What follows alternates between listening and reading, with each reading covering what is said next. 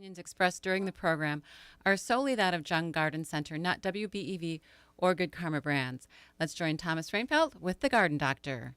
Oh, thank you so much, LA, and welcome to your show. It's the Garden Doctor. We are down with Dick Zondag from Jung's Garden Center, ready to answer your gardening-related questions, what we can be doing in our gardens right now, how to prepare, and maybe you're planting for the first time. Maybe you have some seedlings. Maybe you're excited about strawberries, tomatoes, raspberries. This is the show for you. You can always text us, 887-9595, or give us a call, 886-4446. I got my roots all in a bundle today, Dick. Yep, we do. And things are starting to really heat up in the garden center. We're probably going to have our vegetable and annuals and things like that next week. We've started getting some of our outdoor plants in now, and it's still too soon to put them out because it gets too cold at night, but you can get them and keep them indoors for a while. And the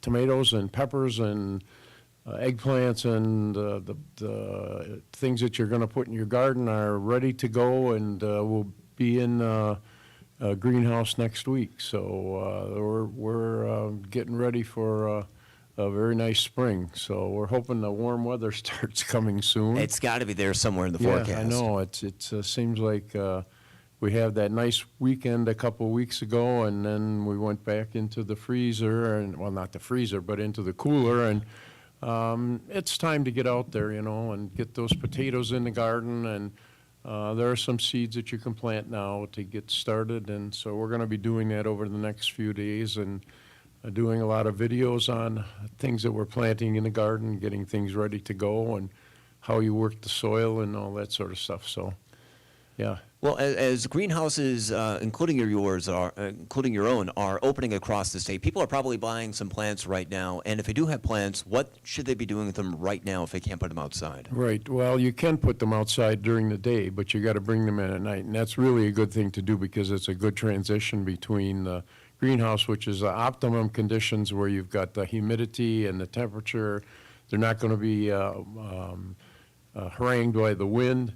And so by putting them outside where where the temperature fluctuates a little bit, where you've got wind, and where the things are under the influence of what they're going to be under when they get planted outside permanently, hardens them off. And so when you do plant them, you'll have less problems with transplant shock. And so now's the time to really to get in there and get those plants and get them hardened off, so when you plant them. And there are ways that you can protect plants now too. There's enough heat in the soil, so if you do plant your tomatoes out, you can protect them with hot caps, or if it's going to be really cold at night, you just throw a blanket over them, and there's enough heat stored up in the soil that will keep them from freezing unless it goes down into the low 20s. And so, it's getting to be that time for putting stuff out, and there are some seeds that you can plant. Some of the things, carrots can be planted now. They will germinate in cold soil. Spinach can be planted now. And so there are some things you can do, but we're right in that interim period. I see that, the forsythia has passed bloom, and that the crabgrass preventer should be on by now. You can still get it on. But once the crabgrass germinates, the preventer will not prevent because it's a germination inhibitor. And then the dandelions will start turning yellow pretty soon, and then's the time to get the broadleaf killer on, take care of Creeping Charlie and dandelions and plantain and things like that in your lawn. Plus, the good old fertilizer on a lawn is actually the best herbicide that you can get, because grass will outcompete any weed if it's growing well, and by putting that fertilizer on, it gets that grass growing, and then you don't have to worry about crabgrass. Crabgrass will only grow where there's a bare spot in your lawn or where the grass is thin. So if you have a dog that in your yard, you're probably going to have a lot of bare spots, and a lot of crabgrass may take advantage of it. We actually do have a dog that makes bare spots once in a while, and the way you take care of that is you go out with a hose and you kind of leach that urine out of the soil, and then you put the seed down in the straw and hot top of it, and keep it watered for 10 days or so, and the grass will start coming up then. Well, I have some follow-up questions about hardening off plants as this is that time of year, but we do have some calls coming through. Let's go to the phones and say good morning. What's your question for the garden doctor? Hello. Good Hello. morning. How can we help you today? Is it too late to put crabgrass preventer on? And what is the determining factor for when we're past that point? Okay, it's getting close. The determining factor is when the temperature of the soil gets 6 inches down, gets to be around 50 degrees. It's because crabgrass preventer is a germination inhibitor. It has to be on before the crabgrass germinates. Once the crabgrass is germinated, it will do nothing because it's a germination inhibitor, and crabgrass comes from seed every year. It is not a perennial weed, it's an annual weed, and so if you've got a lawn that isn't real thick, or you've got bare spots in the lawn or on the edges of the lawns or in your flower beds and things like that, that's where the crabgrass is going to come. And so, you can still put crabgrass preventer on, but you can't put it on where you're putting new grass seed down, because crabgrass preventer will kill grass seed also. So if you're seeding a lawn, or if you're seeding bare spots, or you're reseeding or to fill in, you don't want to use crabgrass preventer, because it will also prevent bluegrass and any of the other grasses. So crabgrass preventer in a lawn plus fertilizer, get that grass off and growing well, and you won't have problems with crabgrass. Thank you. Yep, thank you for calling. Thank you so much for the question. I believe we have another caller on the line. Let's go over there and say good morning. What is your question for the garden doctor? Good morning. My question is, I've got 2 autumn blaze trees, Okay, and I've been trimming the outer branches slightly. all right. Now, how much do I trim off the top of the tree, or don't I? Because I'd like to get a decent shape on these autumn blaze. Okay, maples. I would never cut the top of a shade tree, because you want that center leader to go up. Now, on a fruit tree, it's different. You want the tree to spread out.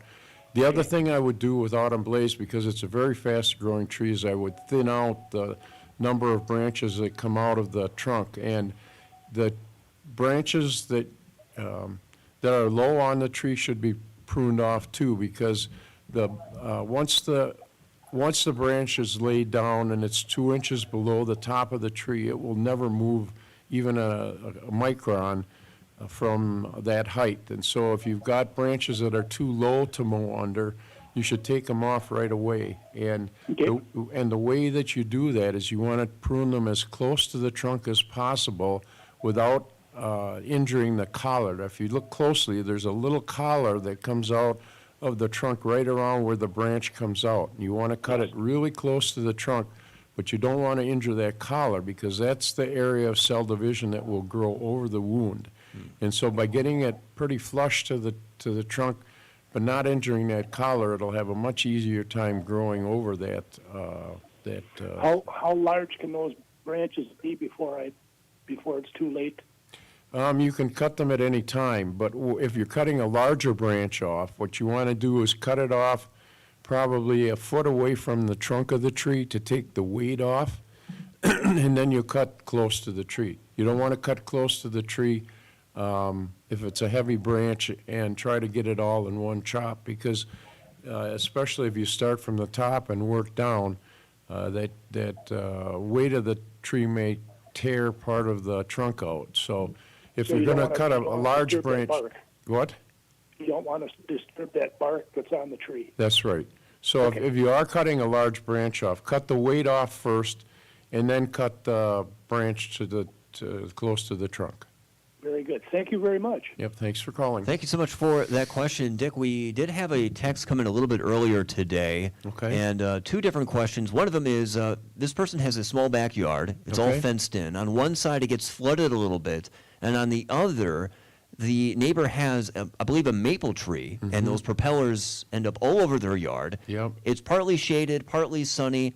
And after raking up all those propellers, they still grow. So their question, how do they kill those propellers? How do they get grass to grow?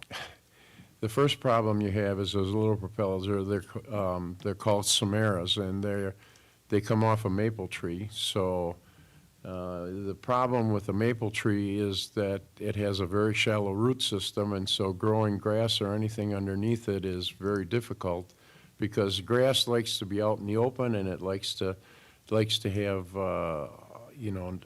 little competition from below. And so when you've got shallow roots like a maple tree has, sucking up all the rain as it comes, it's hard to get grass to grow underneath it. I guess what I would do is if you're going to be planting grass, you're probably going to be planting it every year, and use an annual ryegrass, because that'll come up fast and will look like a nice lawn. If you're trying to put a garden or a flower bed or something like that, I would use a raised bed, because that way, in the wet area, you're going to get the plants' feet out of the wet area, and you can grow almost anything in a raised bed. The second question that came through on the text line is about rhubarb, which Okay. came up earlier today. So her rhubarb is planted in a sunny spot, and Great. yet it seems to have short stalks. And after harvesting one time before the fourth, the second time it almost always goes to seed. Is it okay to eat the rhubarb parts that are not going to seed? And also, she points out when she uses manure, it tends to put out more weeds around the plants, and she's not sure if it's actually strengthening the rhubarb. Okay, if it's a very old rhubarb plant, and it sounds like it is because it's throwing out flower stalks, that's a good sign that the plant is under stress or is maturing. She should probably divide it. The only thing that's not edible on a rhubarb plant are the leaves. The leaves have oxalic acid, which is very toxic, and so, the leaves should be put in the compost, but the stalks are good to eat. I love rhubarb pie. So, but what I would do is, maybe if it's a very old clump, dig half of it out and then fertilize it and don't use the manure, which is excellent fertilizer for rhubarb, because you probably have cattle that are eating weedy straw or weedy hay. Just use a good chemical fertilizer like 10-10-10 or something like that. And by dividing it and then fertilizing it, the stalks will be much thicker and the plant will grow much better for it. So why is that when you have an older rhubarb plant, you divide it in half? Does that tend to put a little extra stress on the plant that it will start to grow a little bit more then? No, what it does is it makes a more juvenile plant, and when a plant like that grows quite large, it actually becomes a weed to itself, and the center starts to rot, and because it's an old plant, and by digging half of it out and transplanting it, you'll rejuvenate the plant, and you'll get more than one plant, and the piece that you leave in the ground will be much better for it. There are different rules when it comes to splitting plants, right? Because aloe vera was one that I split and I put in a pot, and you're supposed to just leave it in there, not water for a week, and then let it grow from there. But mint is one where you can make cuttings. Yeah, most plants you can do cuttings on.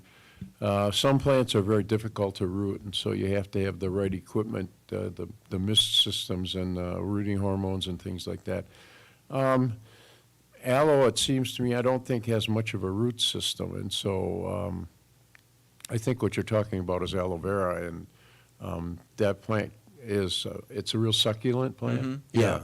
Then you can just take a piece off and put it in soil, and it'll root. So. But that plant likes to be root bound.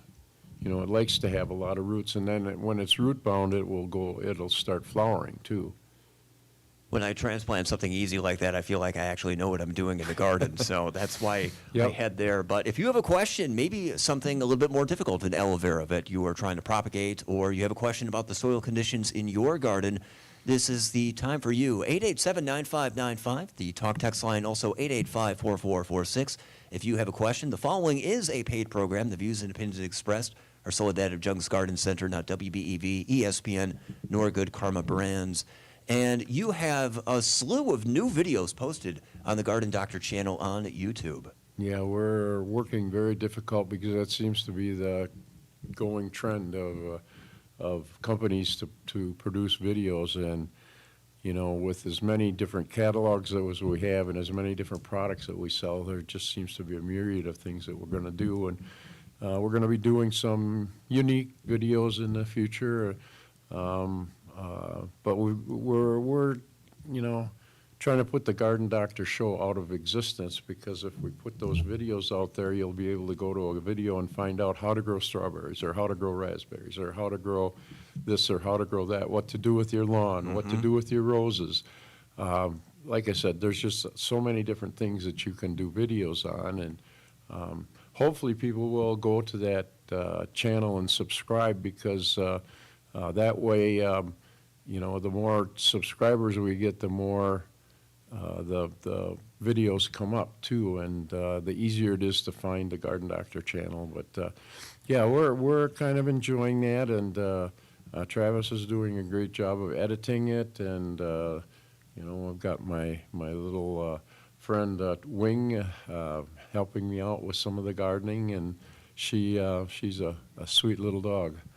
Yeah, you have a great amount of videos about asparagus, raspberries, strawberries, but let's start with the ground up, preparing our soil conditions. What Yeah. should we be doing maybe this weekend in the garden to prepare our soil? Well, it depends on how the soil is. You know, if you want to know whether the soil is ready to be worked, is you dig a handful, or you take a handful of soil and you make a ball out of it. And if you push down with your thumb and the ball just kind of stays together, the soil is too wet, and you don't want to work soil when it's too wet.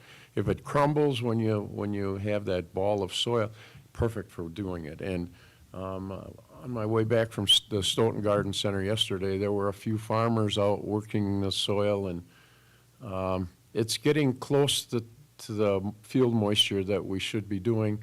I'm not sure that we're there yet. So, you know, you can rake your lawn, get the thatch out of the lawn if you're working on that. If you've got strawberries to uncover, time to get that done. Pruning your raspberries, pruning your fruit trees. There's a lot of things you can do in the garden. I think it's almost too late now for dormant spray on fruit trees and things. If you can see the leaves coming out of the buds, you don't want to burn them, because the dormant spray, which you use for controlling insects and disease, you have to wait until you have to put it on before the tree starts to grow, because if you treat it with the dormant spray and the leaves are showing, you're going to burn those leaves. Not going to kill the tree, but yeah, it's getting to be the point where it's too late. And there are some of the dormant sprays that have a dilution that you can use on foliage, but it's not as effective as when you do it on a dormant plant. So the first few sprays on apples and fruit trees is coming pretty soon, and the fungicide that we recommend is Captan. It's a really great fungicide for apples. You do it when the leaves are at what are called silver tip, when they really look silvery. They're about maybe 25% of what they are normal. And then you do it when the buds first start to show color, and then at petal fall. And if you do it those 3 times, that takes care of most of the apple scab. But you also want to make sure that the leaves and the dead fruit and the things like that are raked up and put in plastic bags and gotten out of the area, because that's where the initial infection of the apple scab comes from. It comes from last year's leaves and fruit, especially if they had a lot of apple scab lesions on the leaves. So if we do the garden soil test, we find that it's dry enough, can we be planting our onions and potatoes? Oh yeah, onions. I've had my onions in for 3 or 4 weeks already. Onions can take down to 20 degrees very easily. And if it's going to get below that, you just throw a blanket over them and that'll take care of it. So yeah, my onions are rooted in pretty well already, and potatoes will go in this week. I probably should have done it a couple weeks ago, But we're very busy at Jung's, and so, some of that stuff has to wait until the unbusy season, and you'll get better production if you get them out. And potatoes are a cold area crop. They can't grow good potatoes in Florida or, down in that area because it's too warm. The potatoes just kind of go dormant. And so that's one of the things that we can grow in Wisconsin that they can't grow in Florida. Oh. So, the citrus is nice in Florida and we can't grow it in Wisconsin. So I guess we have some advantages over that. We've got southern- our starches, so Yep, right. at least our clothes are fitting well. When it comes to potatoes, if I remember correctly, cutting out the potatoes, at least you want one eye. You Yep. want at least an ounce of organic material Right. for per eye. And sprinkling with lime and sitting for a week to scab. Why is the lime important for that? It helps dry out that area so that they callus up faster. So, yeah, it's just to dry up some of the moisture there. And I guess it's just experience tells us that, when you use lime on it rather than just leaving that cut surface exposed, that it'll heal faster. It will heal if you don't use lime and you let it sit out for a while. But, yeah, it's time. One more question about garden soil before we maybe move to raspberries and strawberries. The question on the text line, Garden Doctor, what are your thoughts on ground eggshells for garden and potted plants? Also use of coffee grounds. Eggshells are very high in calcium, and so it's great for, for the garden, great for the compost pile. Eggshells. Now, what I would do to make them more effective is put them in the blender and get them finely divided. That way the calcium will be more available. If you just throw the shells the way the eggs crack, it'll take a while for them to break down. Coffee grounds are excellent because it adds acidity to the soil. I guess what I recommend with coffee grounds is to run them through the compost pile before you add them to the ground, and they'll do much better that way. I have basically a giant trash can. It's like a special compost tumbler, but Sure. it's something where it kind of spins around Sure. on itself. And I think there is a special amount of dry materials you're supposed to be adding, like you're supposed to layer with brown and green Right. materials, and I just always have difficulty starting compost. How important is that layering? How should we be layering our compost piles? Yeah, brown and green. Brown would be things like cardboard, leaves that have been dropped from the trees, hay or straw, just straw, not hay. Hay is a green. But the green part has the nitrogen in it. And what I do is for my compost pile, instead of using green, which you can use, I just use fertilizer in the fall with the leaves. I make a 6-inch layer of leaves. I put some fertilizer on, I put some soil on, I put some water on, and I put another 6 inches. But if you want to compost cardboard, it's very easy to do. You just and with grass clippings are green, hay is green because it has the nitrogen in it. And if you make layers, then the nitrogen leaches out of the grass and goes into the cardboard, and the microorganisms that do decomposition then start working on the cardboard. But one of the things you want to do with a compost pile is turn it, because that way you get the constituents that are working even better, especially if they're really dry. So, although you can do cardboard and you can do a lot of different things, I just like to use fertilizer. We do have a call waiting, but real quick on the cardboard, we probably want to avoid the waxy cardboard, right? Yeah, Just dry cardboard. you want to take the tape out of it. You want to grind it up as much as possible, because the more surface area you have with the cardboard, the more easily the microorganisms can eat it up and spit it out.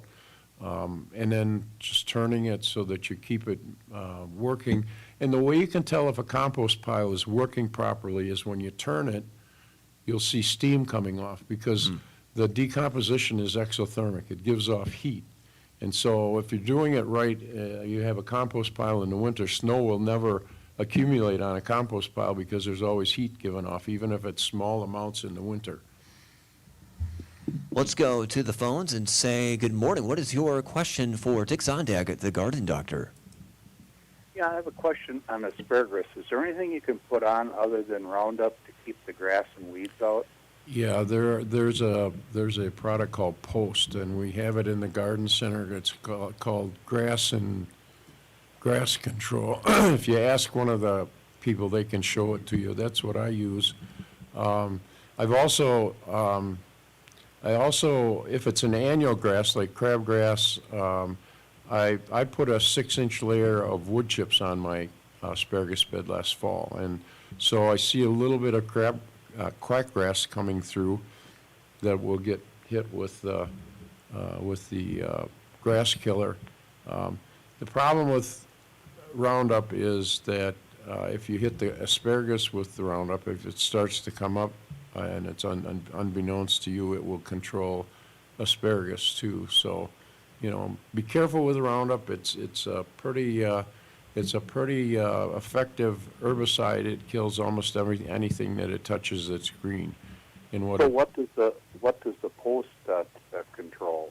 Any kind of grass. It won't control thistles or any kind of broadleafs, but it controls grass. Okay, and then another question on the 1010 fertilizer for asparagus. How much per 100 square feet should you put down? It depends on your soil type and how fertility is in your soil. I would say I would start out with 100 square feet. That's 10 by 10. I maybe would start out with a soup can full, and just spread that out. And if the asparagus is growing well, that will help. 1010 is, if you use too much of it in a regular garden, you're going to get all foliage and no vegetables. But with asparagus, you're eating the vegetative part. So 1010 is a good fertilizer for asparagus. Okay. Okay? All right. So the Post is that a liquid or granular? It's a liquid. Liquid. Yeah, and it tells you how much you have to spray per square foot. Okay. Okay? Thank you. Yep. Thank you for that call, and I believe we have another call on the line. Let's go right there and say good morning. What's your question for the garden doctor? Good morning. Yes, I have a question.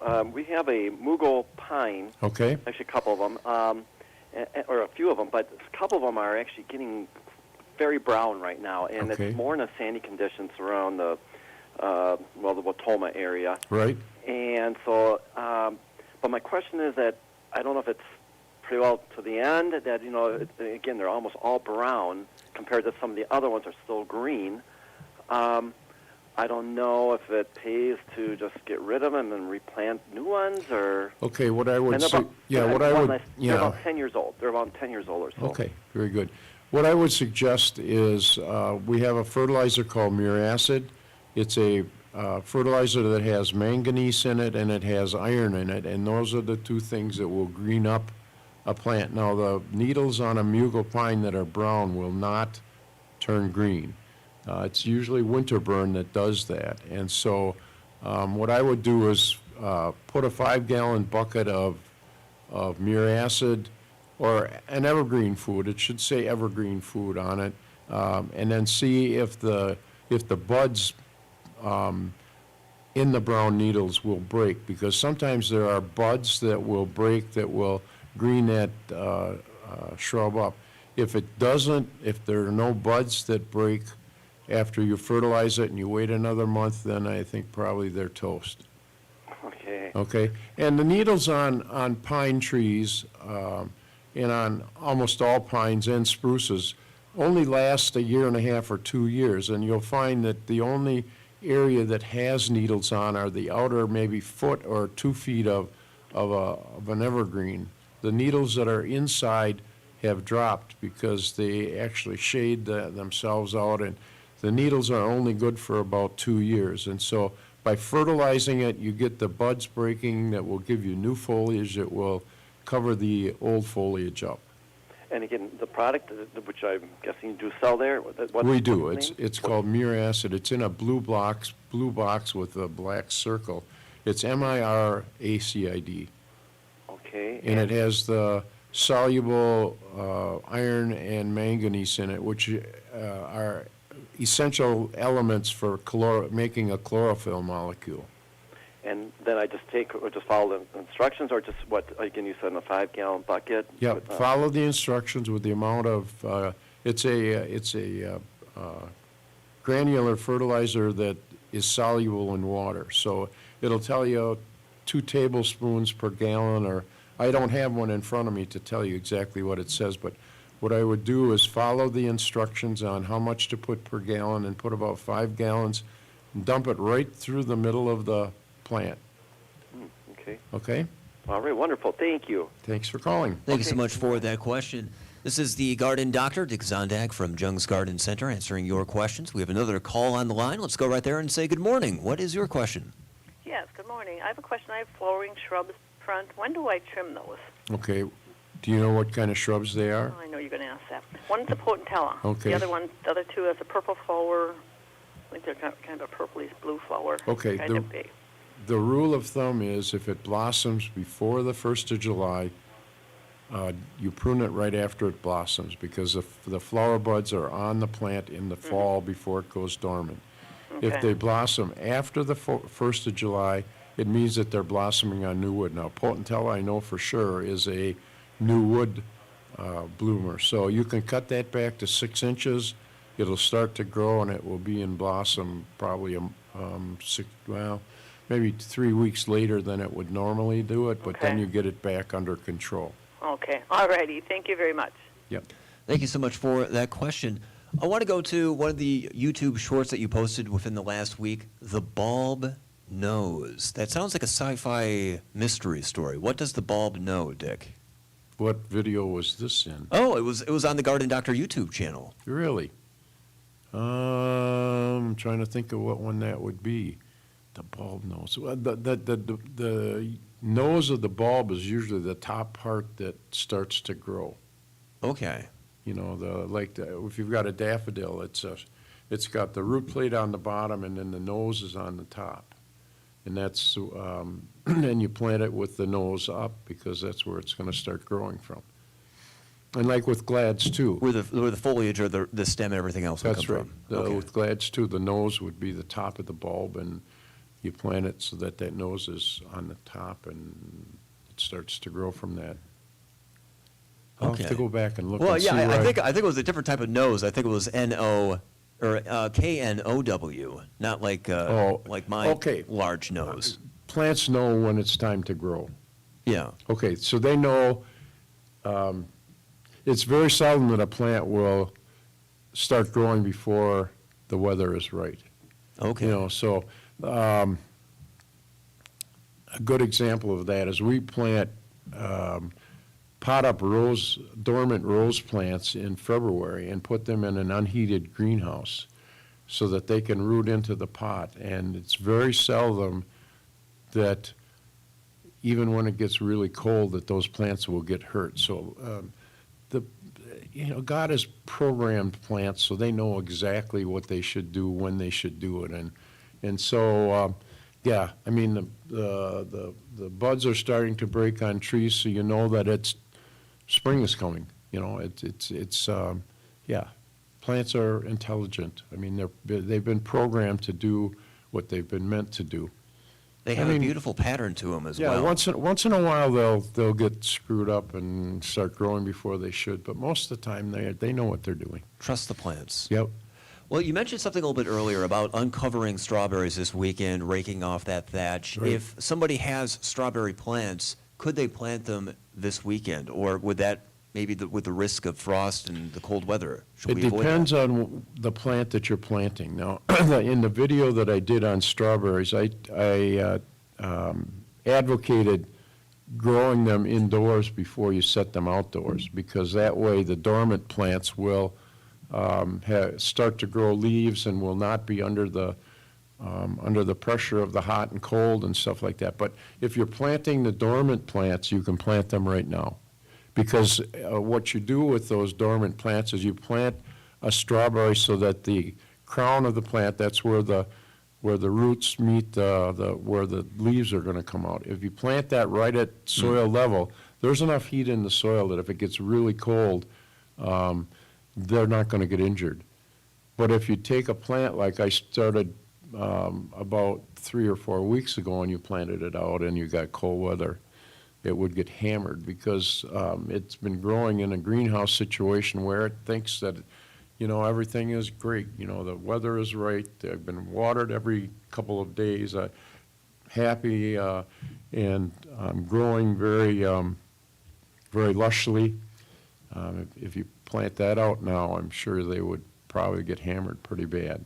When it comes to hardening, and that's such an essential process to getting the plants prepared, as you mentioned, Right. can we harden our seedlings? Like, for instance, I have a flat of tomato seedlings, Did which your are doing tomatoes come out they're all doing right? really well. Oh, Yeah, good. And I also started some broccoli and Brussels sprouts, Okay. and they were doing well. But then they got floppy on me. They all started sprouting, but then I took the cover off and took off that humidity, Right. and now they all flopped down on me. Yeah, well, don't worry about that. When you Okay. put them in the garden, you want to plant them a little bit deeper than what they are.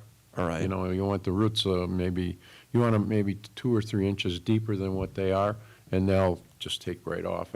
But yes, I mean, you can take tomatoes and peppers and almost anything out on a day like today when you're in we're probably in the 50s now, I think. Yeah, you can take them outside and put them in the sun, and then 4 o'clock, 5 o'clock, bring them indoors. I mean, you don't want to let them out overnight. Right. Although the cole crops might be able to handle from here forward. Cabbage, cauliflower, broccoli, Brussels sprouts, cauliflower, those sorts of things will take a minor below freeze. But if you've grown them inside, I think the safe way to do it is to bring them indoors and wait until maybe the second week in May. And then if we're gonna have some down into the mid-20s, then just use a blanket, cover them up with an old blanket or an old sheet or an old piece of plastic, just something that will keep the cold air on one side and the warm coming up out of the ground on the other. So in the case of tomato sprouts, how long do we want to harden them for, and at what height can we plant them then after they've been hardened into the garden? I would say a week to 10 days is a good rule of thumb for hardening off plants.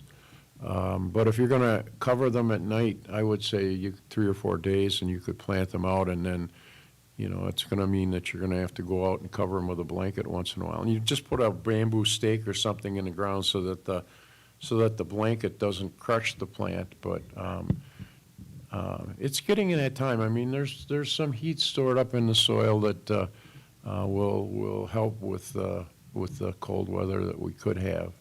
You mentioned hot caps for tomatoes? Hot caps are a plastic, it's a product that we sell. It's sort of a wax paper cap.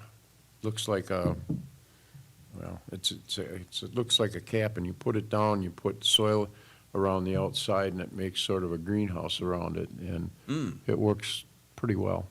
So it's kind of like a shower cap for tomatoes. Exactly. Okay, all right. That's exactly what it is. It's a shower cap for tomatoes. Wow, that's really You cute were now. very brilliant. I'm going to have to find some. Well, as we wind down this episode of The Garden Doctor, I'm just so excited.